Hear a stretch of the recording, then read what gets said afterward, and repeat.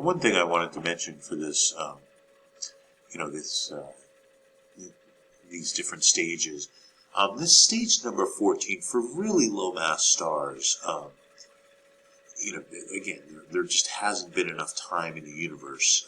Some of this, like this thing about these things going from a white dwarf to become a black dwarf, where there's absolutely no energy coming off of it.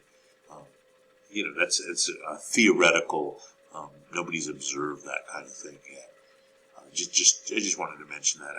They're just completing, because we started, with the first 7 stages, and then we got another 7 stages for the death of stars. Right, the first 7 stages was the birth of stars. All right, so we're going to go through these in a little bit more detail. All right, but this is really a good table to keep in mind, especially like the surface temperatures and the amount of time that that these stages take.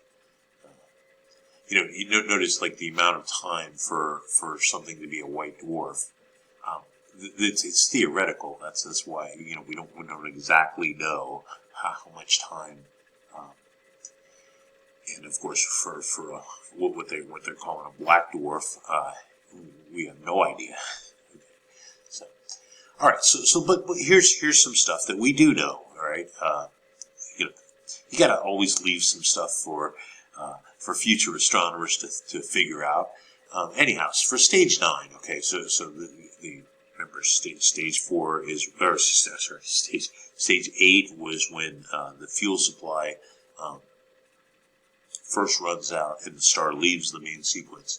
All right, so this is called the red giant branch. All right, so we're going to find that that stars like the sun or smaller, and even a little bit bigger than the sun, will do 2 red giant stages, as we're going to find out. All right, so as the core continues to shrink, remember, because it's not, the gravity is winning. And there's nothing. Well, there's not as much pushback at the core. There is some pushback, right? Because these things are the shell of hydrogen is hot enough to start to fuse hydrogen into helium. Right, but anyhow, gravity gravity begins to win, and so as the shell converts hydrogen into helium, the star pushes back, and so when it pushes back against gravity, it expands, and anytime like a gas expands, it cools down, right?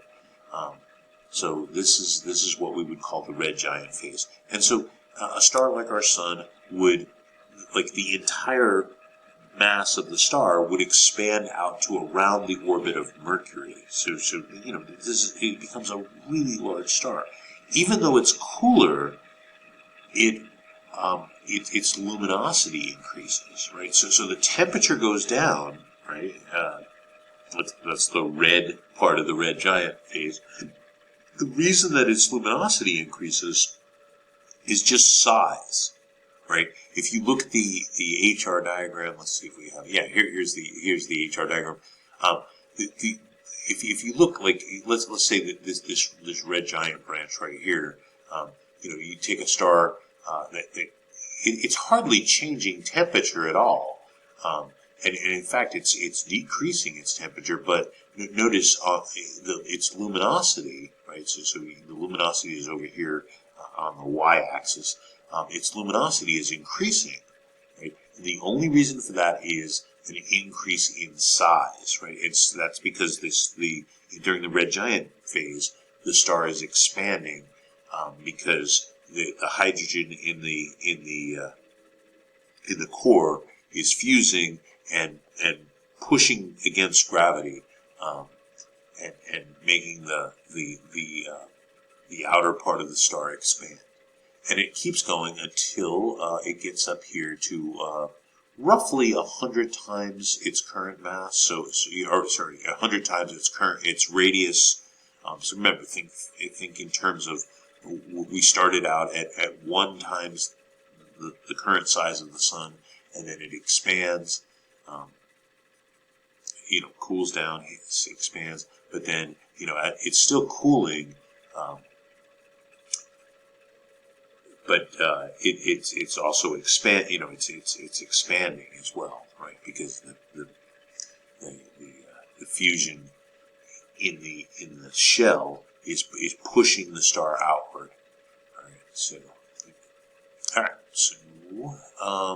so then when you reach, this is you're at stage 9, and then how do you get to the next stage? The next stage, of course, is this helium flash. Okay, so helium will when you reach roughly 100 million Kelvin, the core reaches that temperature, and it's actually the helium begins to fuse. It fuses as it's showing here. So helium gives us beryllium. Beryllium is this type of beryllium is particularly unstable, but then that beryllium is around and will be fused ultimately into carbon, which is a very stable atom. Okay, so notice you're releasing heavier stuff and energy. The heavier stuff, which will combine with the helium that's so this is in the core. Okay, this thing of helium-4, by the way, is known as an alpha particle. From early in our studies, in the early part of actually it goes back to the 19th century, when people first started studying radioactivity. They had these 3 particles, alpha, beta, and gamma, and it turns out we know what they are. Alpha particles are helium nuclei, so it's a helium atom where the 2 electrons have been stripped away. A beta particle is an electron, and a just an electron by itself, but it's an electron that comes from the nucleus, so that's actually quite different. And then the gamma particle is what we've already learned about gamma radiation, right? It's actually a form of electromagnetic radiation. All right. Let's see. So let's just move on. This is actually quite complicated. Just remember, it's called the triple alpha process, because there are 3 helium nuclei that are involved in converting helium into ultimately carbon. Right? And for low mass stars, that's about as far as you go on the periodic table. There's a little bit of carbon turning into oxygen and nitrogen, but not at all to the degree that more massive stars are. Actually, it depends on the mass, right? The mass will determine how much of this carbon will turn into oxygen. Remember, it's the nuclear fusion process. All right, so let's keep going. So this is the thing that we call the helium flash, where the pressure within the core is. I need to talk about this. So you might think, okay, well, what is it that's pushing back, right? So you do have the conversion of helium into carbon, right, in this triple alpha process. But something interesting really happens in the core, and we'll talk much more about this in the next chapter, especially in the next chapter, which deals with the different deaths of stars. All right, so this I need to mention what this exactly is. This thing called electron degeneracy pressure. It's a quantum mechanical effect that essentially, let me describe what it is first. When the density of matter gets so great And when yeah, basically when the density of matter gets so great that the electrons themselves will repel. I mean, they repel each other naturally, right? So this is like just yeah, it's hard to do.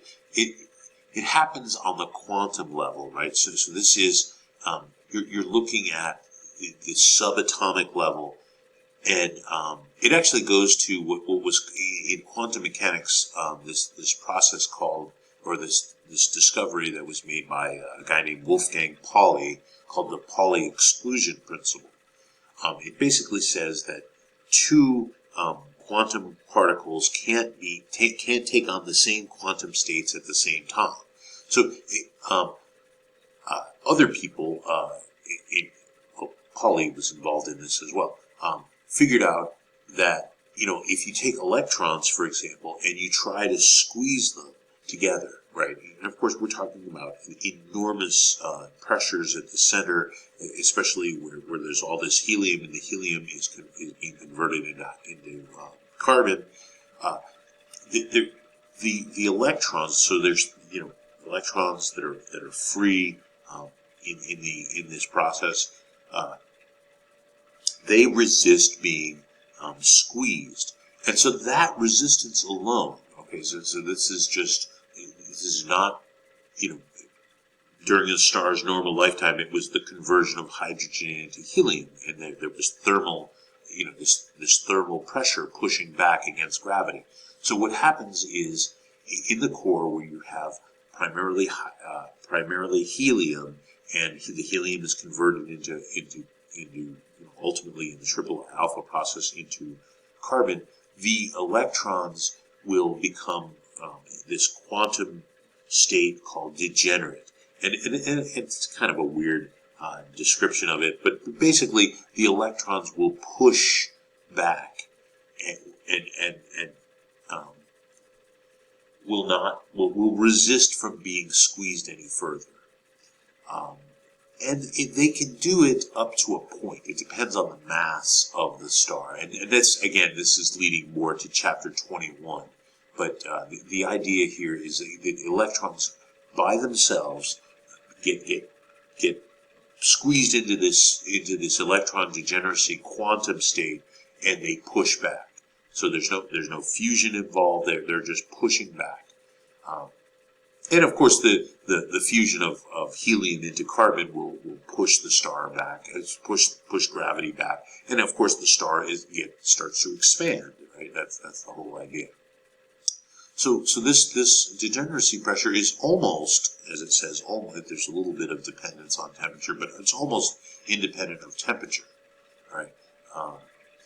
So this is an unstable state. Right. This is very unstable for the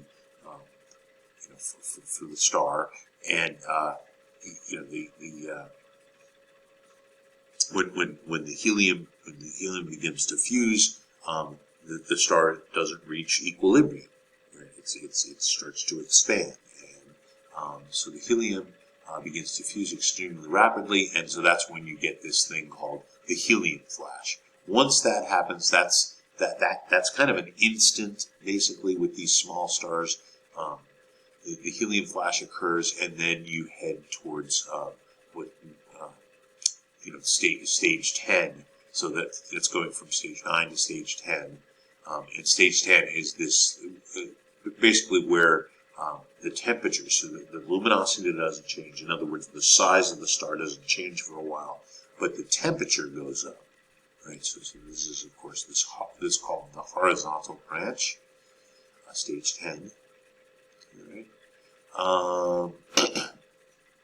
And then you get back to the giant branch in stage 11. All right, so we're going to go back up here and it doesn't do this in a straight line. It goes in kind of a curve, and so that's called the asymptotic branch, as you can see. All right, so as the helium core fuses carbon, the core becomes hotter and hotter, and the helium burns faster and faster. The star is nearly uh,